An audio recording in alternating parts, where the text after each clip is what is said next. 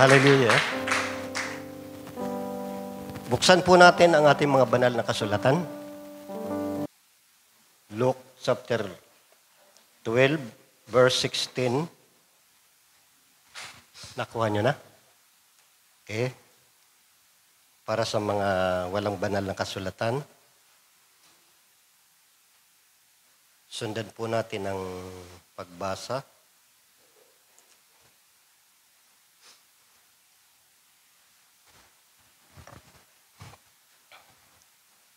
Ito po ang sinasabi. At nagsaysay siya sa kanila sa isang talinghaga na sinasabi, ang lupa ng isang taong mayaman ay namunga ng sagana. At iniisip niya sa sarili na sinasabi, ano ang gagawin ko? Sapagkat wala akong mapaglagyan ng aking inaning bunga. At sinabi niya, ito ang gagawin ko. Igigiba ko ang aking mga bangan at gagawa ako na lalong malaki at doon ko ilalagay ang lahat ng aking butil at ang aking pag-aari. At sasabihin ko sa aking kaluluwa, marami ka ng pag-aaring nakakamalig para sa maraming taon. Magpahingalay ka, kumain ka, uminom ka, at matuwa ka. Datapwat sinabi sa kanya ng Diyos, ikaw na haling, hihingin sa iyo sa gabing ito ang iyong kaluluwa at ang mga bagay na ihanda mo ay mapapa sa kanino kaya. Gayon nga ang nagpapakayaman sa ganang kanyang sarili at hindi mayaman sa Diyos. Iyoko natin sumandali ang ating mga ulo. Dakilang Diyos at mapagpalang Ama, papurit parangal, pagsamba, pasasalamat ay tanging sa iyo lamang. Panginoon, i-bless mo po o Diyos ang pagkabasa, i-bless mo po ang iyong abang lingkod. I-bless mo po o Diyos ang bawat isa sa amin. Huwag niyo po kaming lalampasan, Panginoon. Tulungan niyo po kami na maunawaan po ang iyong mga salita na aming mapapakinggan sa umagang ito. At dalangin din namin, Panginoon, anumang mga itinataas ng aking mga kapatid, mga kahilingan. Pasasalamat ay aming po itong tatanggapin. Dakilang Diyos, anumang hadlang sa dakot sa lugar na ito, iyo pong linisin upang hindi kami magambala sa pakikinig. Ang lahat ng ito ay aming dalangin sa mo sa makapangyarihang pangalan, sa pangalan ng aming Panginoong Jesucristo, ang lahat ay magsabi ng Amen. Amen. Amen. Makauupo ng lahat. Hallelujah. Praise God. Napakaganda ng ating inawit. Salamat sa Panginoon. Hallelujah. Napakainam ng mga napag-aralan na natin noong mga nakaraan. Kung ating pong naunawaan ang ating binasa, sinasabi rito sa huling talata, makikita po natin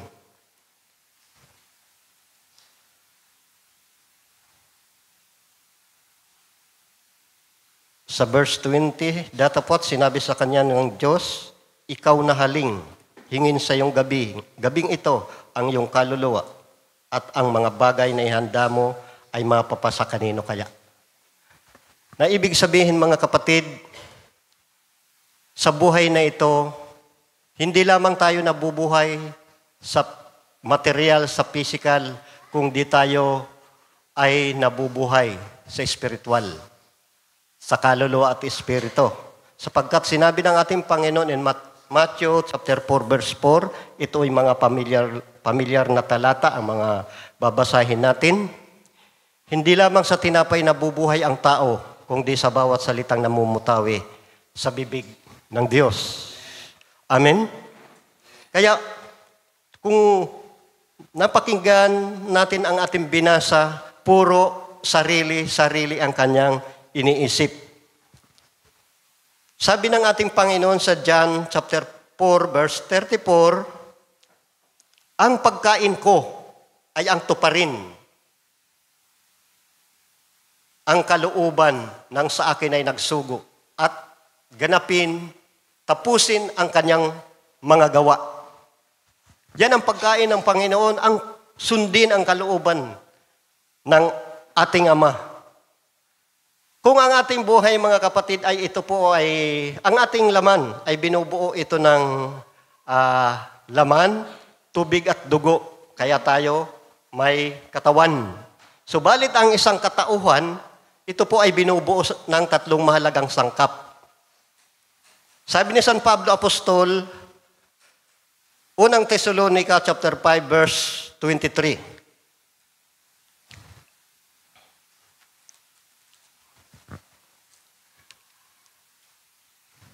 At pakabanilin kayong lubos ng Diyos din ng kapayapaan, at ang iyong espiritu at kaluluwa at katawan ay ingatan buo na walang kapintasan sa pagparito ng Panginoong Hesukristo. Ingatan buo. Ibig sabihin, tayo'y binubuo ng espiritu, kaluluwa at katawan. Kung makikita po natin ang ating binasa, tingnan uli natin. Sabi sa verse 16, at nagsay siya sa kanila ng isang talinghaga. Ang Panginoon ay nangungusap sa mga apostol sa pamamagitan ng mga talinghaga. Marami tayong napapakinggan. Napakahirap naman kasi unawain ang banal na kasulatan, matalinghaga. Kung ating makikita ito, madaling maunawaan sapagkat idinadaan ito sa talinghaga o parabol. Nang ibig sabihin, the heavenly truth using earthly story. Ang katotohanan ng langit ay ikinikwento sa atin sa makalupang pagpapahayag upang maunawaan natin. Yan ang ibig sabihin ng parabola. Kaya huwag kayong matakot na basahin ang Biblia. Humingi kayo ng gabay sa Diyos upang ito'y inyong maunawaan. Yan ang ibig sabihin ng parabol. At basahin po natin muli ang verse 17. At inisip niya sa kanyang sarili at sinabi, ano ang gagawin ko? Puro sarili ang kanyang iniisip, sapagkat wala akong mapaglayan ng aking inaning bunga. At sinabi niya, ito ang gagawin ko. This will I do. Ito ang gagawin ko. Igigiba ko ang aking bangan at gagawa ako. Puro sa kanya gagawa ako ng lalong malaki at doon ko ilalagay ang lahat ng aking butil at aking pag-aari. Kung makikita po natin, ito'y nakasentro sa kanyang sarili. Verse 19, at sasabihin ko sa aking kaluluwa. Puro sa kanya. At sasabihin ko sa aking kaluluwa, siya pa rin yun. Sapagkat tayo'y binubuo sa espiritu, kaluluwa at katawan, sasabihin ko sa aking kaluluwa, ano ang sabi rito? Marami ka ng pag-aaring nakakamalig para sa maraming taon, magpahingalay ka. Kumain ka, uminom ka at matuwa ka. Puro sa kanyang sarili. Kaya ang tema natin sa umagang ito ay pamamagatan ko po itong self-centered. Nakatuon sa kanyang sarili. Sasabihin ko sa aking kaluluwa, magpahingalay ka, kumain ka, uminom ka, matuwa ka, magsaya ka. Puro sa kanyang sarili, I, me, and myself. Siya pa rin yun. Subtopic natin ay I, me, and myself. Ang ating Panginoon ay hindi ito kumukontra sa pagiging mayaman. Ang nais ng Diyos, ang gusto ng Diyos ay sumagana, guminhawa, yumaman, maging payapa ang bawat isa sa atin. Amen? Yan ang nais ng Diyos.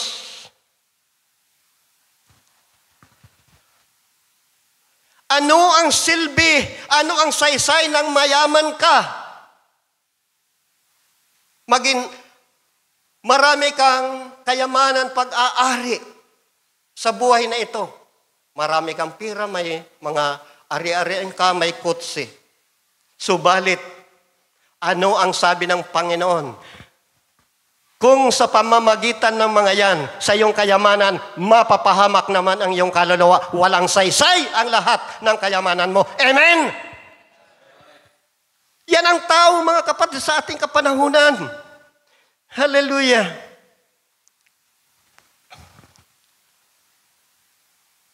Si Solomon, mga kapatid, kung makikita po natin, mababasa po natin sa Ecclesiastes chapter 1, verse 2. Sinabi niya,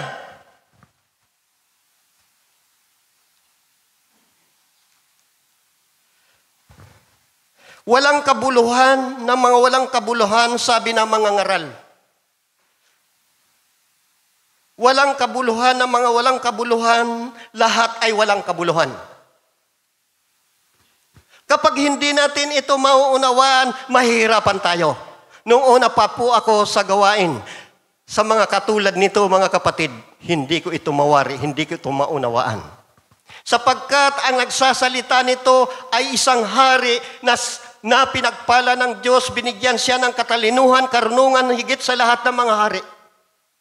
Kung mababasa po natin ang chapter 2, ang buong kabanata, naroon ang kayamanan ni Solomon, kung paano pa siya sumagana.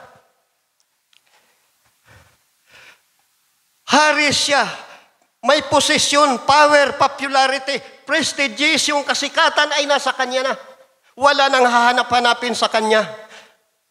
Di ba nakikita po natin sa mga mayayaman, mga artista? Sikat? Higit pa. Ang tinatangkilik ni Solomon. Lahat ng kayamanan ay sa kanya na. Sinabi sa banal na kasulatan, wala nang hihigit sa kapanahunan ni Solomon. Sa karunungan, kayamanan, maging sa panahon natin ngayon na nakasunod sa Kanya. Yan ang mababasa po natin. Subalit mga kapatid, ano ang sabi niya? Vanities among vanities. Walang kabuluhan sa mga walang kabuluhan. Ang lahat ay walang kabuluhan. Bakit nasabi yan ni Solomon? Mahirap itong unawain, kapatid. Subalit kung ito ay hindi mo maunawaan, mahirapan ka. Bakit ito sinabi ni Haring Solomon? Sapagkat ang sabi ni Solomon, makamtan mo man ang lahat ng bagay, kung wala sa iyo ang Diyos, ang lahat ng bagay ito ay mawawala, mapapara, masisira, maluluma, maubos, matatapos. Ang kayamanan na ito, mga kapatid, ay mabuti. Subalit kung sa pamamagitan ng kayamanan ito, mga kapatid, ikaw ay mapapawalay sa Diyos, walang kabuluhan ang lahat ng kayamanan mo. Yan ang sinisikap ng mga tao ngayon. Yan ang ibig sabihin ni Solomon. Ang nais ni Solomon. O buksan po natin ang chapter 12, verse 13.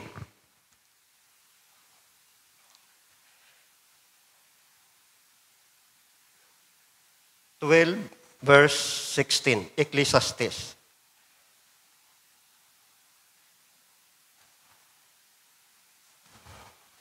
Sabi rito, let us hear the conclusion of the whole matter.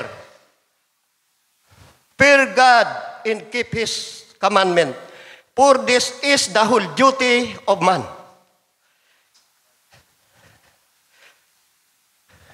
Ito ang wakas ng lahat ng bagay. Ito ang wakas ng bagay, lahat ay narinig, ikaw ay matakot sa Diyos. at sundin mo ang kanyang mga utos sapagkat ito ang buong katungkulan ng tao. Amen? Kaya nga, sinabi niya, kung wala sa iyo ang Diyos, walang saysay, walang kabuluhan. Sa mga walang kabuluhan. Yan ang nais na iparating ni Haring Solomon.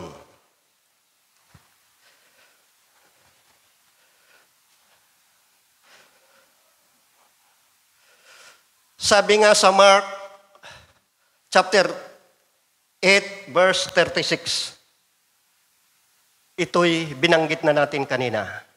Makamtan mo man, sapagkat ang pakinabang ng tao na makamtan ang buong sanlibutan, mapahamak ang iyong buhay.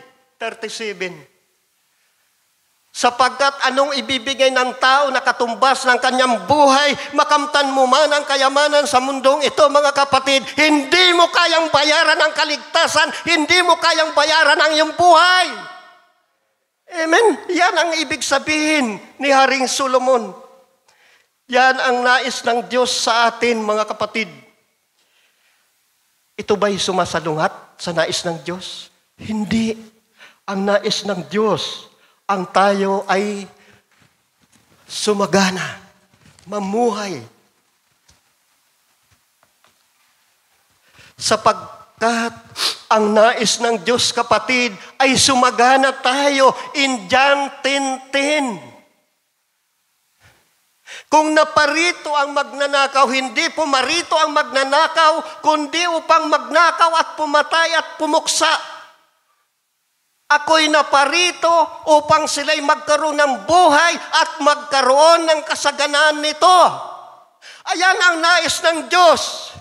Sabi pa sa ibang salin, ang sabi ng Diyos, ako'y naparito upang tayo ay bigyan ng isang buhay na ganap at kasiyasya. Amen. Yan ang nais ng Diyos sa atin. Magkaroon tayo ng buhay na ganap at kasiyasya. Pero kung maganda ang buhay natin, masagana, mayaman tayo,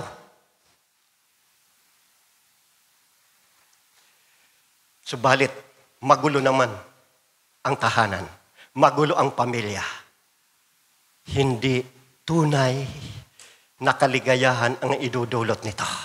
Yan ang ayaw ng Diyos, na gamitin mo ang kayamanan na ipinagkaloob sa iyo sa magulong pamumuhay. Amen? Yan ang nababasa po natin. Sabi rito sa verse 18, ano ang gagawin ko? Ito ang gagawin ko. Puro sa kanyang sarili. Puro plano. Kung titingnan po natin, ito po ay pagpaplano. Lahat naman sa atin ay nagpaplano tayo. Amen? Kapag sinabi natin, ito ang gagawin ko. Ganito ang gagawin ko. Plano. Hindi masama ang magplano. Lahat tayo ay nagpaplano. 3 mahalagang bagay ang bibigyan natin ng diin. Self-centered planning. Yan ang pamagat natin, self-centered. I, me, and myself. 3. Ganyan po ang typical na kalagayan ng tao sa ating panahon. How about you? Tayo kaya ay gayon din? Nawa ay hindi na. Kung plano ang pag-uusapan, mga kapatid, huwag natin uunahan ang Diyos. Amen. Huwag natin uunahan ang Diyos, mga kapatid. Sapagkat napakaganda ng plano ng Diyos sa atin. Jeremiah chapter 29 verse 11, makikita po natin hanggang 12. Basahin po natin sa Jeremiah 29:11. Sapagkat nalalaman ko ang mga pag-iisip na aking iniisip sa inyo, sabi ng Panginoon. mga pag-iisip tungkol sa kapayapaan at hindi tungkol sa kasamaan upang bigyan kayo ng pag-asa sa iyong huling wakas. Pag-asa sa huling wakas. Yan ang plano ng Diyos sa ating mga buhay. Verse 13 o 12. At kayo'y magsisitawag sa akin at kayo'y magsisiyaon at magsisidalangin sa akin at aking didinggin kayo. Ano man plano natin, kapatid, ay tutuparin yan ng Diyos kung yan ay kalooban ng Diyos. Amen. Huwag natin uunahan ng Diyos sa ating plano tulad ng ating binasa. Puro sarili, ako, akin, I, me, and myself. Yan. Sa Kawikaan, chapter 3, verse 5 up to 6, mababasa din natin, kay Yahweh ka magtiwala. Tumiwala ka sa Panginoon ng buong puso mo at huwag kang mananalig sa iyong sariling kaunawaan.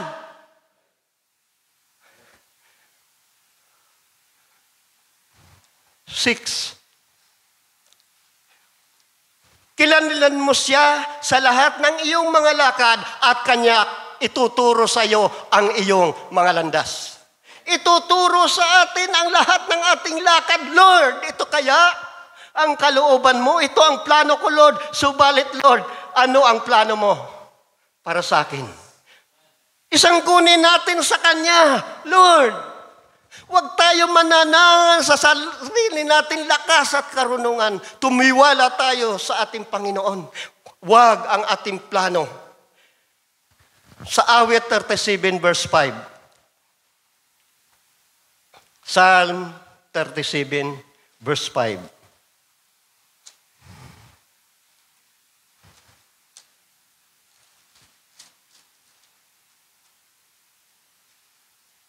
Ano po ang mababasa natin?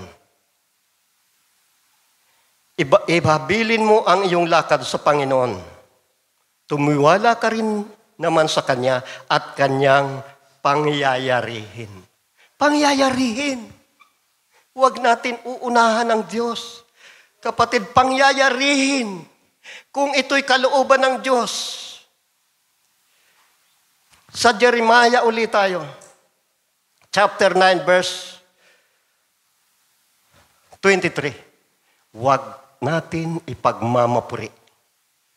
Ganito ang sabi ng Panginoon, huwag magmapuri ang pantas sa kanyang karunungan o magmapuri man ang kapangyarihan sa kanyang kapangyarihan. Huwag magmapuri ang mayaman sa kanyang kayamanan. Huwag magmataas. Yan ang nais ng Diyos sa atin. Magpakumbaba lamang tayo sa Panginoon. Minsan sinasabi natin, napapakinggan natin ito sa karamihan.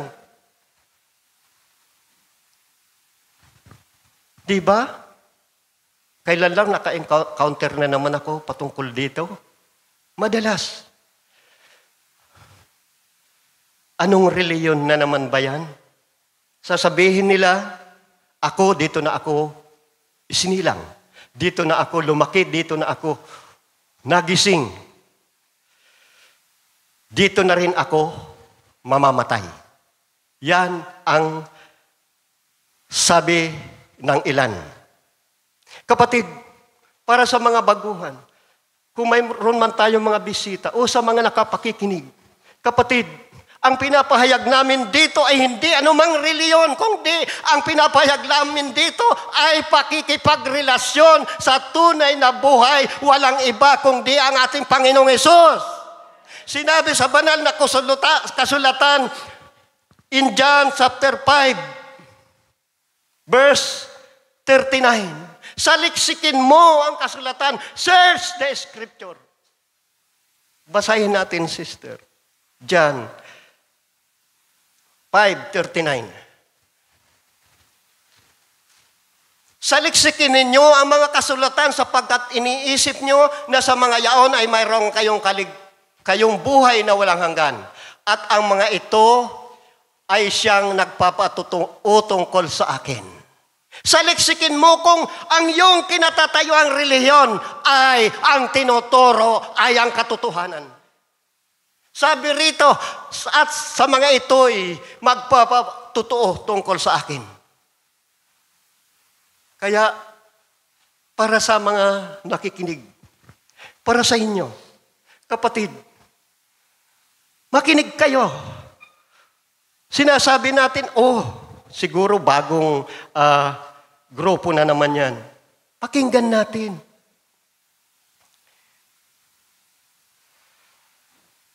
In Luke chapter 24, verse 27. Itong kasaysayan nung ang ating Panginoon, yung mga alagad ng Panginoon, 2 alagad, ay lumalakad sa Imaos. Sumabay ang Panginoon at ipinahayag sa kanila ang mula sa kasulatan, mula kay Moises. Basahin natin. At magmula kay Moises at sa mga propeta ay pinapaaninaw niya sa kanila ang mga bagay tungkol sa kanya sa lahat ng mga kasulatan. Ipinapaaninaw. Ipinapaliwanag ng Panginoon sa atin ang kasulatan mula kay Moises. At kung ipagpapatuloy natin ang pagbabasa, kung basahin nyo nung makasabay ng Panginoon ang mga alagad. Napag-alaman nila na ang kasabay nila ay ang Panginoon. Pinigilan nila ang Panginoon, kaya pala ganun ang pakiramdam natin. Ano ba ang pakiramdam nyo, kapatid? Ipinapaaninaw sa atin ng Diyos ngayon ang kanyang salita. Amen? Yan ang nais ng Diyos, maunawaan natin ang kanyang mga salita. Una, self-centered. Pangalawa, selfish. Priority. Ang inuuna ng tao ay ang kanyang sarili. Sabi ng Panginoon sa kanyang mga disciple, para kayong mga hentil, para kayong mga hindi Kristiyano.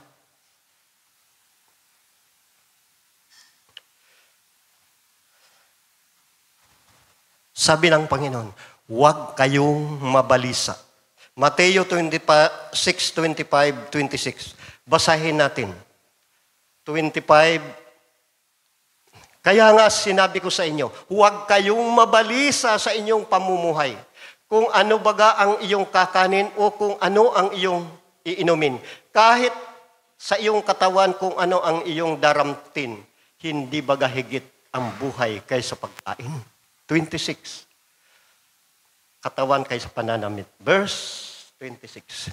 Masdan ninyo ang mga ibon sa langit na hindi sila nangaghasik ni naggagapas ni nagtitipon man sa bangan at sila'y pinapakain ng iyong ama sa kalangitan. Hindi ba lalong higit ang halaga ninyo kaysa kanila?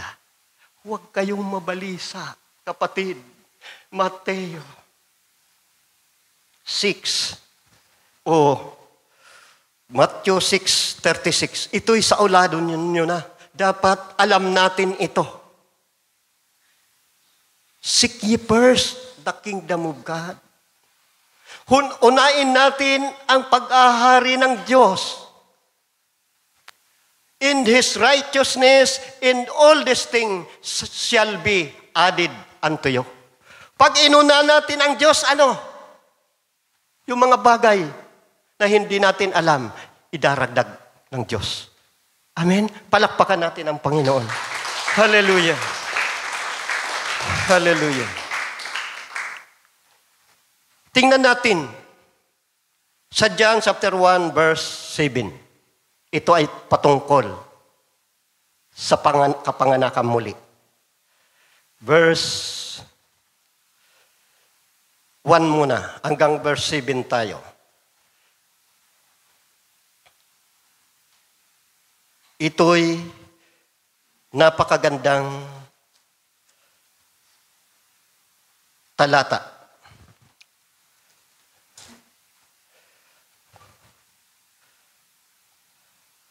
Verse 1, may isang lalaki nga sa mga Pariseo na nagngangalang Nicodemo, isang pinuno ng mga Hudiyo. Ito rin ay nagsadya sa ating Panginoon.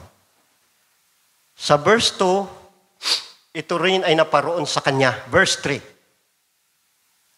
Verse 3 tayo para makatipid tayo sa oras. Sumagot si Jesus at sa kanya'y sinabi, katotohanan sinasabi ko sa inyo, maliban na ang tao'y ipanganak na muli ay hindi siya makakakita ng kaharian ng Diyos. Maliban na ang tao ay panganak na muli ay hindi siya makapapasok sa kaharian ng Diyos. Verse 4, sinabi sa kanya ni Nicodemo, paanong maipanganganak ang tao kung siya'y matanda na? Makapapasok baga siya bilang ikalawa sa tiyan ng kanyang ina at ipanganak. Sumagot ang Panginoon. Katotohanan sinasabi ko sa inyo, maliban ang tayo ipanganak ng tubig at espiritu. Tubig at espiritu.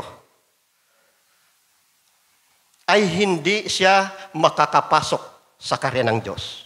Ang pinag-uusapan natin dito, no one can say the kingdom of God unless he is born again.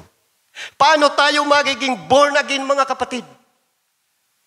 Upang tayo may panganak na muli. Kapag hindi tayo ipinanganak na muli, hindi tayo magkakaroon ng buhay na walang hanggan. Yan ang sabi ng ating Panginoon. Bakit? Sinabi ng Panginoon, maliban ang isang tao ipanganak sa tubig at espiritu, ay hindi siya paghaharian ng Diyos. Kapatid ko, kailangan maunawaan at malaman natin ito. Hindi lahat ay anak ng Diyos. Makinig kang mabuti. We are all created of God. Lahat tayo linikha ng Diyos. Subalit hindi lahat ay anak ng Diyos. Sinabi ng Panginoon sa John 3:16, gayon na lamang ang pagsinta ng Diyos sa sanlibutan. Ipinagkaloob niya ang kanyang bugtong na anak. Ibig sabihin, ang kaisa-isang anak ng Diyos, ang Panginoong Hesukristo, siya lamang ang anak ng Diyos. Ang sabi rito, ngunit ang sino man sa kanya ay sumasampalataya, ay magkakaroon, ay hindi mapapahamak, kundi magkakaroon ng buhay na walang hanggan. Kailangan, kapatid, ipanganak ka sa tubig at espiritu. Paano ka ipanganganak sa tubig at espiritu? Ang sabi rito, sino man sa kanya ay sumasampalataya, kapag ikaw ay sumasampalataya, kailangan mong magpabautismo upang ikaw ay panganak sa tubig at espiritu. Yan ang sabi ng ating Panginoon, sapagkat hindi lahat ay magkakaroon ng buhay. Sabi ng ating Panginoon, for God so loved the world that He gives one and only begotten Son. Kaisa-isang anak ng Diyos. Magkakaroon tayo ng kaligtasan kung sasampalatayanan mo ang Panginoong Hesukristo, ang ginawa ng Panginoon sa krus ng Kalbaryo. Amen. Tayo'y magiging anak ng Diyos kapag tayo sumampalataya sa ating Panginoong Hesukristo in John chapter 1 verse 12 up to 13. Basahin nyo, unawain nyo itong maigi, kapatid.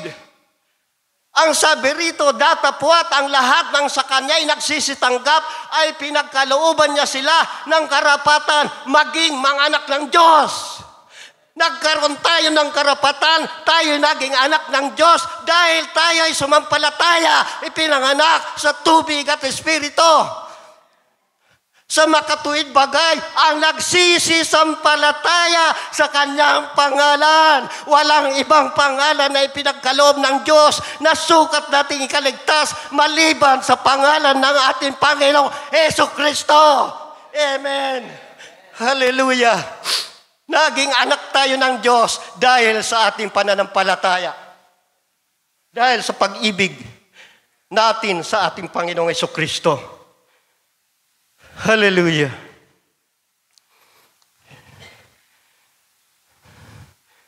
In John chapter 1, 1 John chapter 3 verse 1, para maunawaan natin, babasahin natin ang mga talata upang malaman malaman natin.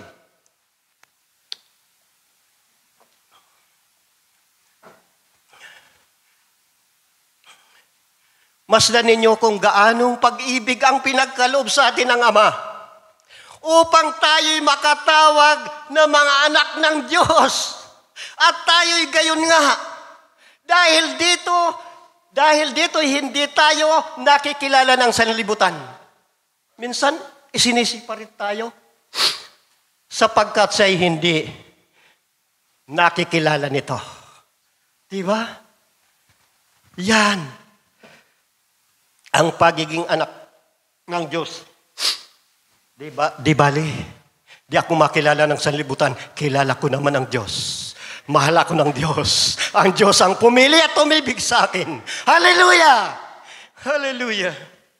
Hallelujah! 1 John chapter 4, verse 9 up to 10.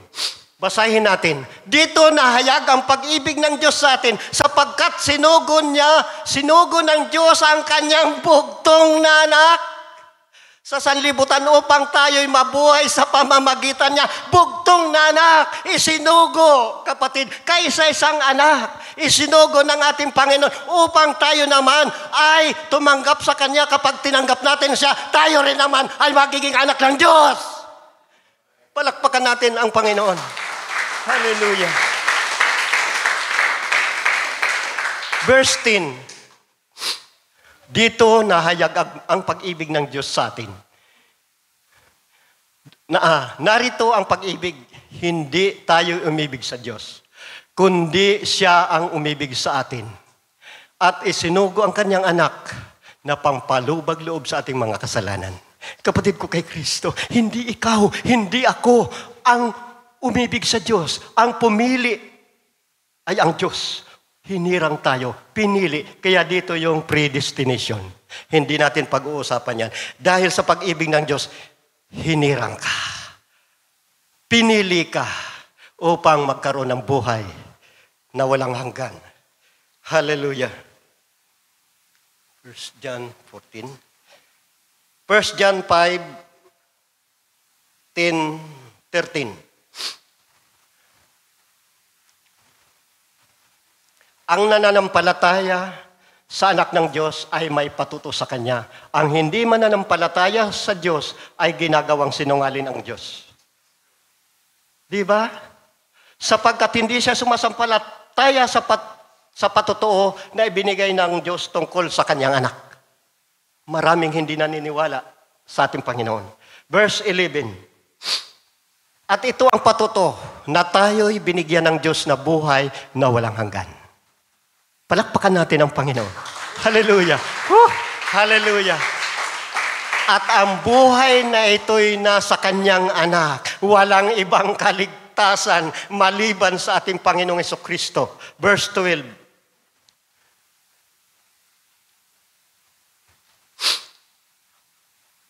Ang kinaroroonan ng anak ay kinaroroonan ng buhay. Kaya pala sinabi ng ating Panginoong Jesucristo, ibinigay niya ang kanyang bugtong na anak upang ang sumampalataya sa kanya hindi mapahamak, kundi magkaroon ng buhay. Ang hindi kinaroroonan ng anak ng Diyos ay hindi kinaroroonan ng buhay. Naparito ang ating Panginoon hindi upang hatulan ng sanlibutan, kung di iligtas ito. Subalit ang hindi tumatanggap sa kanya ay hinatulan na. Amen? Sabi ng Panginoon, ngunit ang sa kanya ay nagsisatanggap ay may buhay na walang hanggan. Verse 13. Ang mga bagay na ito ay sinulat ko sa inyo. Yan ang patotoo.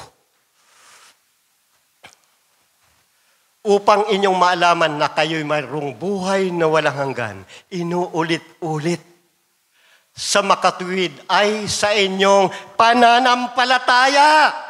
Amen? Sumampalataya tayo sa pangalan ng anak ng Diyos. Walang iba kundi sa ating Panginoong Jesucristo. Yan ang nais ng Diyos, ang sampalatayanan natin siya. Hallelujah. Hallelujah.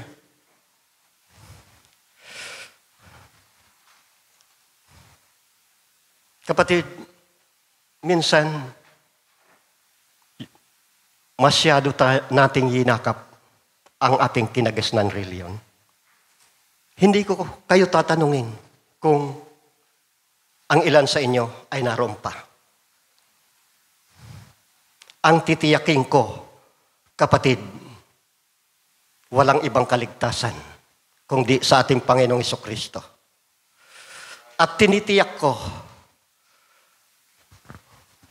kapag namatay tayo, saan kaya mapupunta ang ating kaluluwa? Yan ang pagtuunan natin ng pansin. Sapagkat sinabi ng ating Panginoon magkasala, nung magkasala ang tao, nasumpa, nagkaroon ng kamatayan. Ano ang sabi niya? Yamang sa alabok, doon ka nang galing, sa alabok ay babalik ka rin. Ecclesiastes chapter 12, verse 7. Balik tayo sa Ecclesiastico. 12, verse 7. Ang sabi rito, at ang alabok ay uwi sa lupa, gaya ng una. Dahil linikha tayo mula sa lupa. At ang diwa ay babalik sa Diyos na nagbigay sa Kanya. Ibig sabihin mga kapatid, tayong lahat ay haharap sa Diyos. Kailangan malaman natin kung saan tungo ang ating kaluluwa. Baka naman puro trabaho, hindi masamang trabaho. Maganda ito. Napakaraming nagtatrabaho. Yung gabi, ginagawang araw. Yung araw ay ginagawang gabi. Yan ang ginagawa nila para saan? Para sa kanilang sarili. Una, self-centered plan. Pangalawa, selfish priority. Yun ang priority ng tao. Ang problema, ito po mga kapatid, the serious problem kung saan pupunta ang kaluluwa matapos mamatay. Balikan natin ang binasa natin sa Lucas chapter 12, verse 19.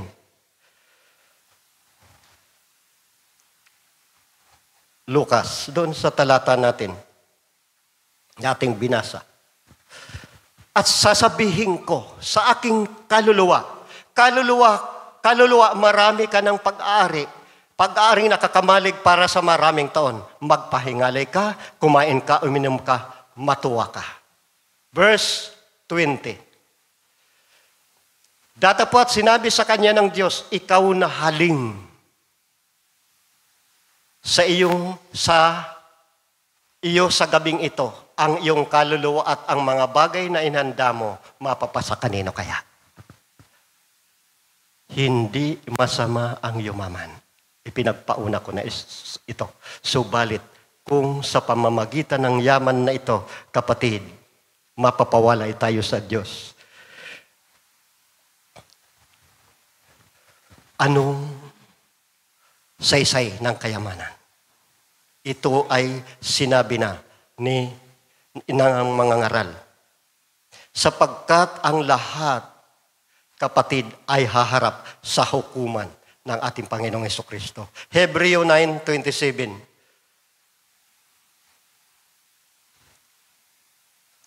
At kung paanong itinakda sa mga tao ang mamatay, na minsan, pagkatapos nito ay ang paghuhukom.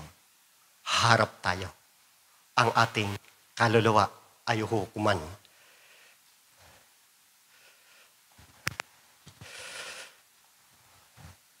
Ang kamatayan, mga kapatid, ay wala itong pinipili. Matanda, bata, namamatay.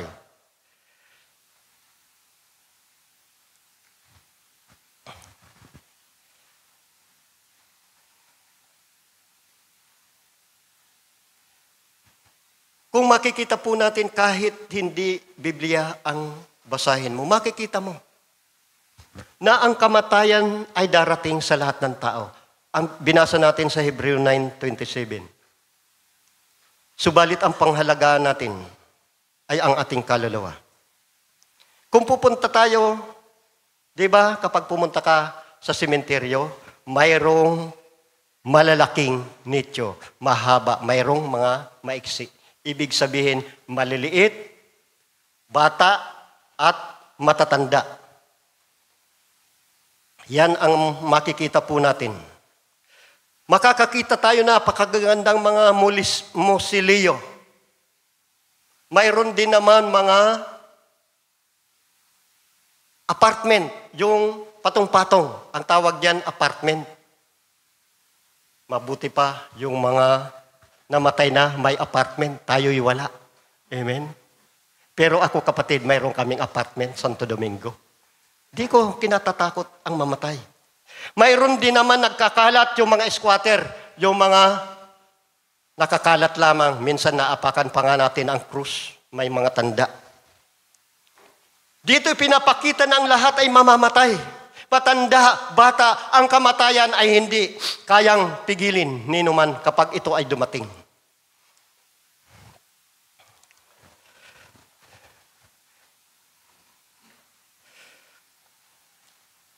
Naalala ko po ang isang kwento. Ang gusto ng magpakamatay. Kilala niyo si Pakundo? Narinig niyo na? Hindi, mabuti naman.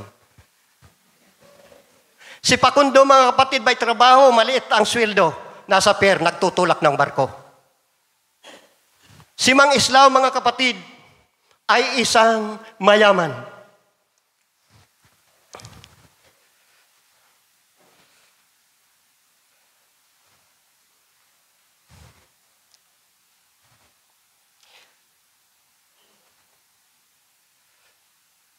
Ay isa siyang, ang nais ni Mang Islao ay ang mapangasawa ng kanyang asawa ay mayaman.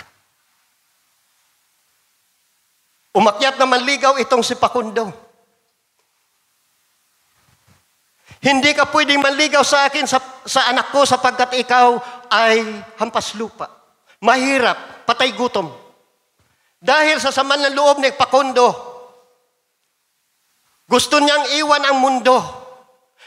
Umuwi siya, kumuha ng lubid, kumuha ng lason, kumuha ng baril 45, umakyat sa tulay, nagtali, uminom ng lason, nagbaril sa ulo, daplis, tinamaan ang lubid, nahulog sa tubig, nakainom na maraming tubig, isinuka ang lason, anong himala, nabuhay si Pakundo. Nagtatawanan tayo mga kapatid, ang nais kong iparating sa inyo, kahit may mga taong gusto nang mamatay, kung hindi pa niya oras, hindi siya mamamatay. Amen. Katulad ni Pakundo, gusto nang mamatay, di mamatay. Amen. Mayroon akong kwento, totoong kwento. Kilala niyo si Upaw? Ito'y napag-uusapan lang. Sabi nga, ito ay hindi chismis, napag-uusapan lang. Si Upaw, mga kapatid, minsan na nakasama na natin dito, aktibo, subalit hindi sa seryoso. Laging nakaupo sa unahan. Laging inaantok, marahil, katulad ng ilan sa inyo, may inaantok ba sa inyo, taas ang kamay? Mabuti wala. Alam ko nakikinig kayo. Si Upaw ay laging inaantok. Minsan na pa siyang kumakanta rito. Subalit, hindi siya naging seryoso sa salita ng Diyos. Ang nangyari dahil sa kanyang masamang bisyo, nagkautang, hinahabol siya ni Oliverio. Sinong humahabol? Si Olivia. Di si Oliver. Si Oliverio. Para maitago naman natin. Hinahabol siya ni Oliverio upang pagbayarin sa kanyang mga utang. Dahil sa kanyang takot nang siya'y habulin. Kapatid, gusto niyang iwan ang mundo. Ano ang ginawa niya? Uminom siya ng Clorox. Nang siya'y nahirapan na humingi ng saklolo, pinainom na maraming tubig, isinuka ang Clorox, anong himala, nabuhay si Upaw. Di ba totoo? Kahit anong gawin natin, magpakamatay man tayo, kapatid ko kay Kristo. Kung hindi mo pa oras, hindi ka pa mamamatay. Amen? Kaya kailangan pangalagaan natin ang ating buhay. Yun ang true story. Alam mo, atin-atin lang ito. Brother, makinig ka. Atin-atin lang ito, ha?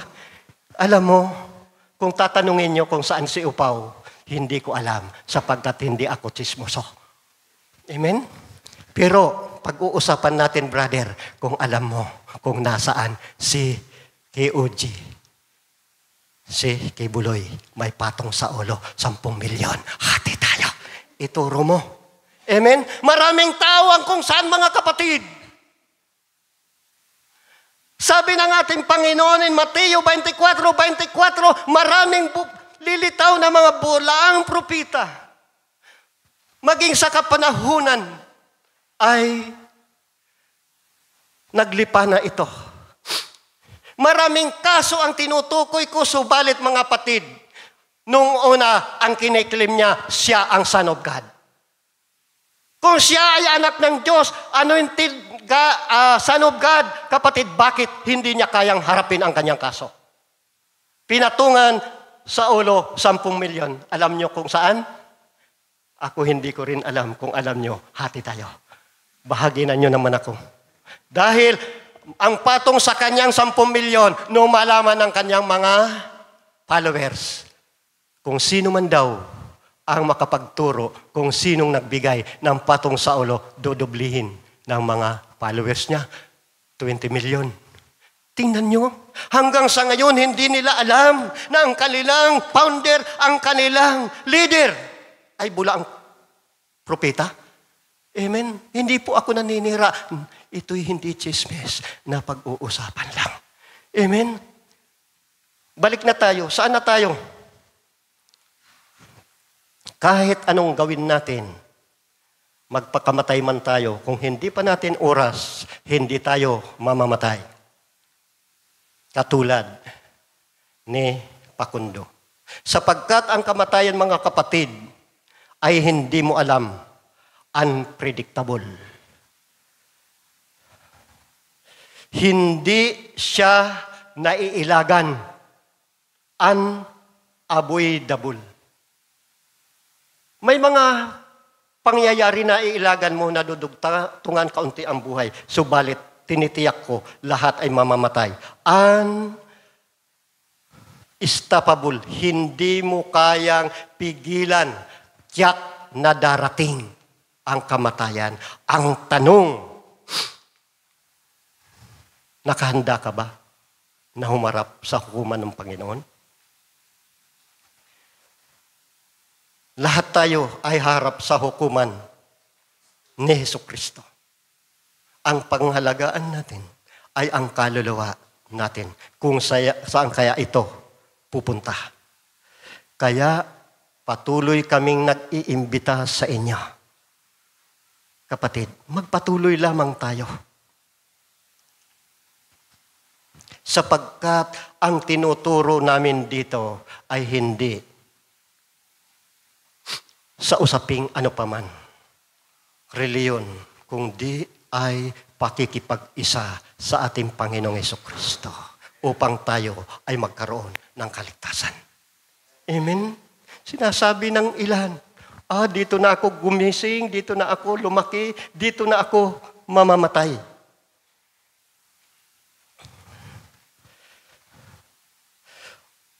Ang seryosong problema, hindi ang kamatayan.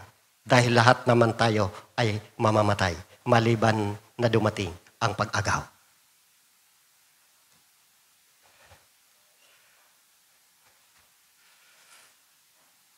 Kaya nga naparito, sabi nga sa Mateo 18:11, naparito ang Panginoon. Matthew 18:11. Basahin nyo na lang, naparito ang Panginoon upang hanapin ang nawawala. Walang ibang kaligtasan, no one but Jesus.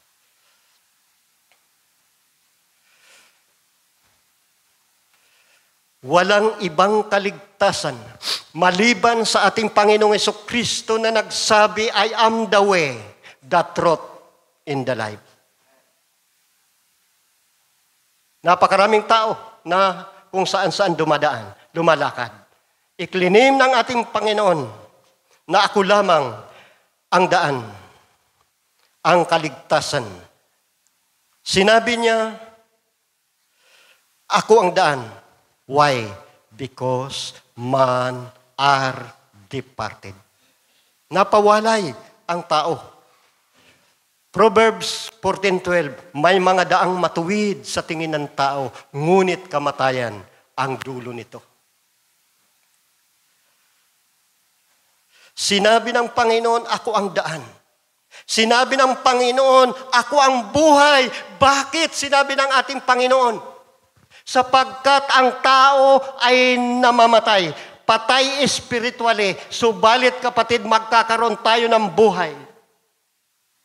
Kung tayo ay dadaan, lalakad, sasampalataya sa ating Panginoong Jesucristo. Amen? Palakpakan natin ang Panginoon. Ito ay iklinim ng ating Panginoon. Hindi lamang ito iklinim, kundi ito ay clarify.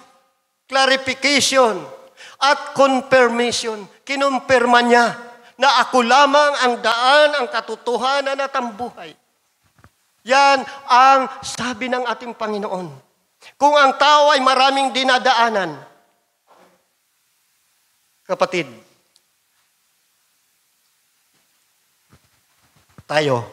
saan tayo lumalakad? Sa John 14:6 na nagsasabi, ako ang daan, ang katotohanan at ang buhay. Sa pag-i-illustration mga kapatid, ito'y naikwento ko na sa inyo. Kapag pupunta ka ng Bicol, pumunta ka sa PTEX kung ikaw ay galing sa Manila, ang sasakyan mo ay Bicol. Pumunta ka roon, palingalinga ka, nalingat ka, ang nasakyan mo ay papuntang Baguio. Inantok ka, nakatulog ka. Pagkatapos, dumating sa terminal, ginising ka, oy, dito na tayo sa Baguio. Magwawala ka ba?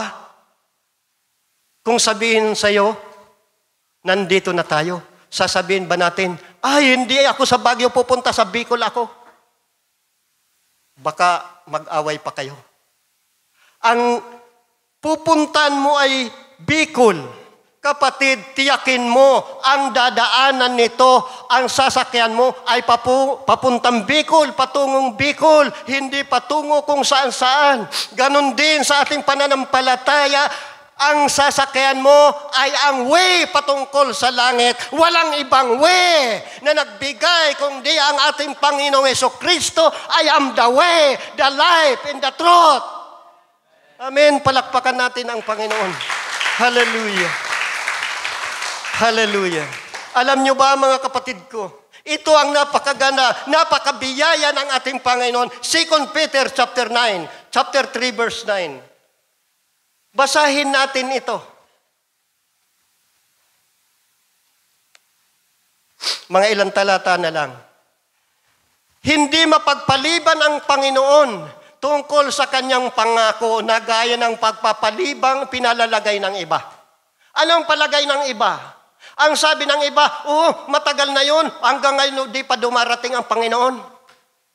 Kundi mapagpanihod sa inyo na hindi niya ibig na ang sino man ay mapahamak, kundi ang lahat ay magsipagsisi. Kaya di pa dumarating ang Panginoon, nais na ikaw ay magsisi, lumapit sa Panginoon, napakabiyaya ng Diyos sa akin at sa inyo.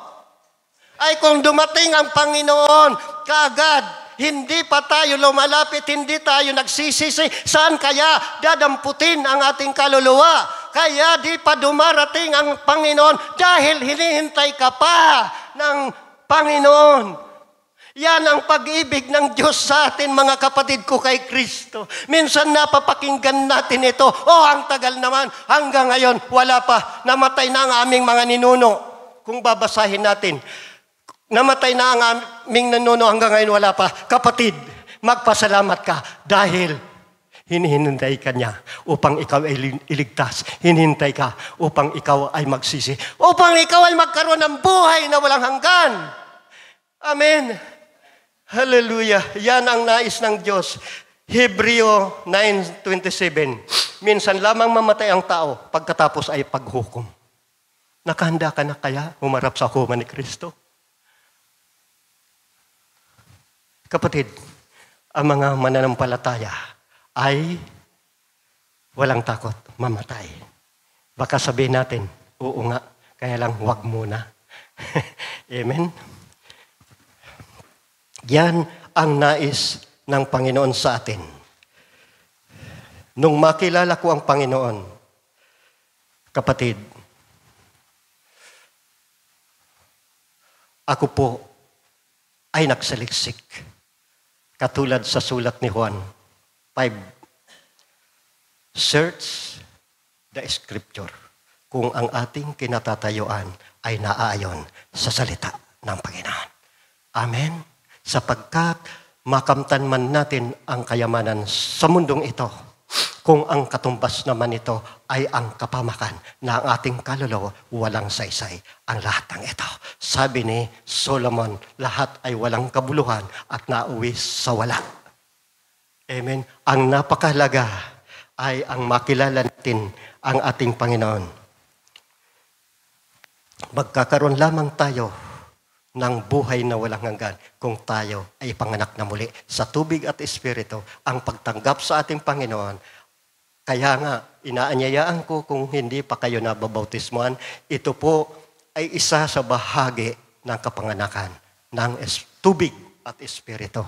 Dahil ilulubog ka, magsisisi ka, at tatanggapin mo ang Panginoong Jesucristo. Amen? Kaya, mga kapatid ko kay Kristo, nawa ay tulungan tayo ng Diyos. Sa mga talatang ito, balikan po natin ang Juan chapter 1 verse 12. Balikan natin para makita po natin kung paano tayo naging anak ng Diyos. Hallelujah. Naging anak tayo ng Diyos. Sa Juan, Kabanata 1, talata 12. Dito tayo magtatapos. Datapot ang lahat ng sa kanya nagsisitanggap ay pinagkalooban niya sila ng karapatan maging mga anak ng Diyos sa makatuwid bagay ang nagsisimpalataya sa Panginoong Jesucristo. Ibigay ng Diyos ang kanyang bugtong na anak. Ang sino man sa kanya sumampalataya ay hindi na mapapahamak kundi magkaroon ng buhay na walang hanggan. John 10:28.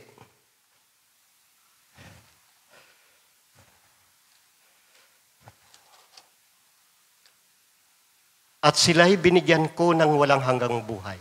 At kailanmay hindi sila malilipol. At hindi sila aagawin ng sinuman sa aking kamay. Hallelujah. Palakpakan natin ang Panginoon. Hallelujah. Dito tayo muli magtatapos sa Ecclesiastes chapter 12 verse 13.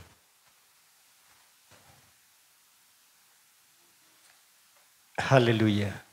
Ito ang wakas ng bagay. Lahat ay narinig.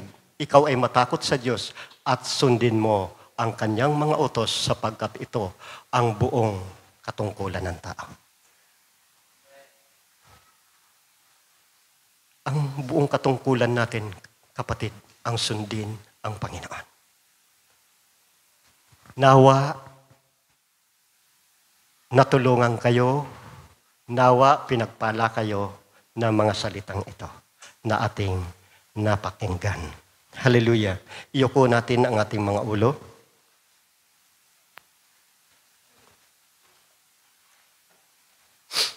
Napakaliwanag na sinabi ng ating Panginoon.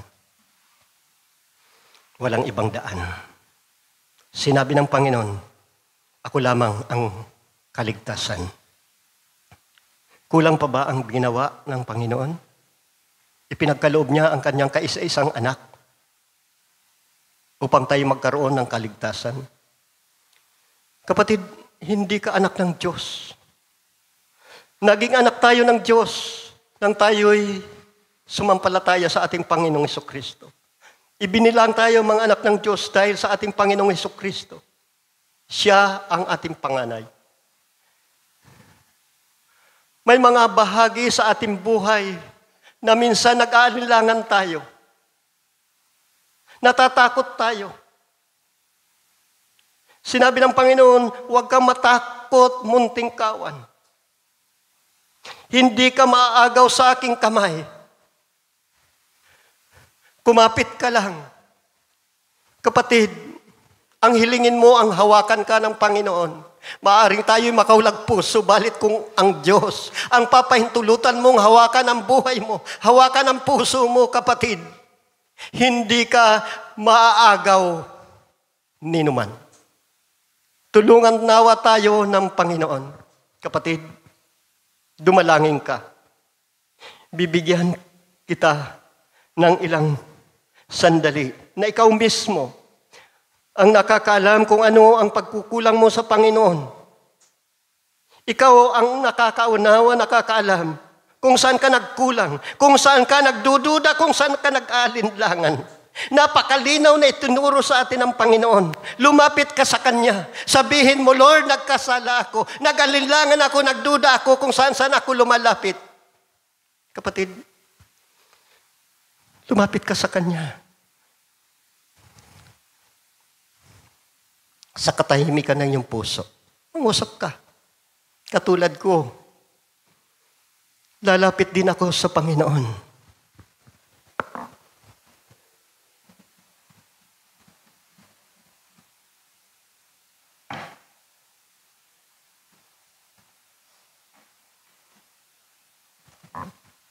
Lord, nakikita mo ang kalagayan ng aming mga puso. Nakikita mo, Lord, ang aking mga kapatid ay nakayuko, lumalapit sa iyo. Tulungan niyo po kami, Panginoon, na makapamuhay na ayon lamang sa iyong kalooban. Hindi sa aming sarili lamang, Lord. Kami, Lord, na nagsisisi na. Patawarin niyo po kami, Panginoon, sa aming nagawang pagkakasala, pagkukulang sa isip, sa salita, at sa gawa. Lord, narito po kami, Lord, na nakinig sa iyong mga salita, sa iyong mga aral. Nawa, tulungan niyo po kami makapamuhay na ayon lamang sa iyong mga salita. Panginoon, salamat. Salamat, O Diyos, sa iyong pag-ibig. Sa iyong mga salita. Salamat, O Diyos. Kami itinuring mong anak sa pamamagitan ng aming Panginoong Hesukristo sa aming pananampalataya. Ang lahat ng ito ay aming ibinabalik sa iyo. Papuri parangal sa dakila at makapangyarihang pangalan, sa pangalan ng aming Panginoong Hesukristo. Amen. Amen. Palakpakan natin ang Panginoon at tinatawagan ko ang ating kapatid.